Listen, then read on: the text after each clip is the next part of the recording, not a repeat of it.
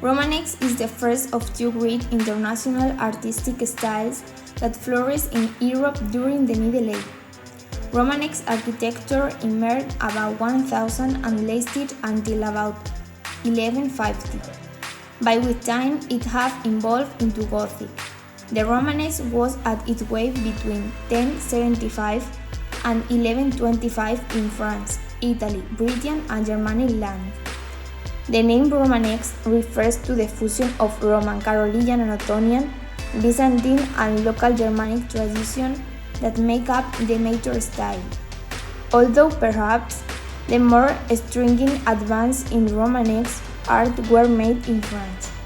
The style was current in all parts of Europe except those areas in Eastern Europe that preserved a Byzantine tradition. Its geographic distribution resulted in a wide variety of local types, as Circassian style, Roman styles. Romanesque are resulted from the great expansion of monasticism in the 10th and 11th centuries, when Europe first regained a measure of political stability after the fall of the Roman Empire. Several great monastic orders, notably the Cistercian, Cluniac, and Carthusian, sprang up at this time and quickly expanded, establishing churches all over Western Europe.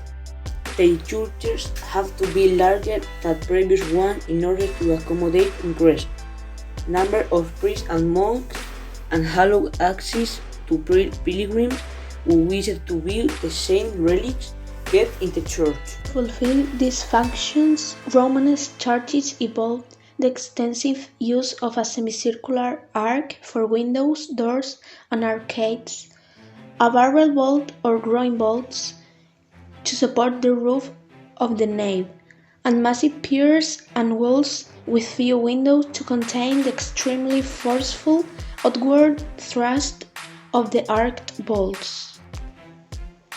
Two basic church plans evolved in France and became the types most often used. Both expanded the early Christian basilica plan, a longitudinal nave with side thistles and an apse. To accommodate the expanded fusion of large churches, each involved a system of radiating chapels to accommodate more priests during Mass, ambulatories or walkways for visiting pilgrims around the sanctuary apse, and large transepts or transverse isles separating the sanctuary from the main body of the church. The typical Romanesque church also had side aisles along the nave with galleries above them, a large tower over crossing of the nave and transept, and smaller towers at the church's western end. The art of monumental sculpture was revived in Western Europe during the Romanesque period after almost 600 years of inactivity. Relief sculpture was used to depict biblical stories and church doctrine on the capital of columns and around the massive doors of churches. A relative stylistic freedom from the classical figural tradition, a heritage of angular Germanic design, and the inspiration of religion combined to produce a distinctive style of sculpture. Natural objects were freely transformed into visionary images that derive their power from abstract linear design and from expressive distortion and stylization.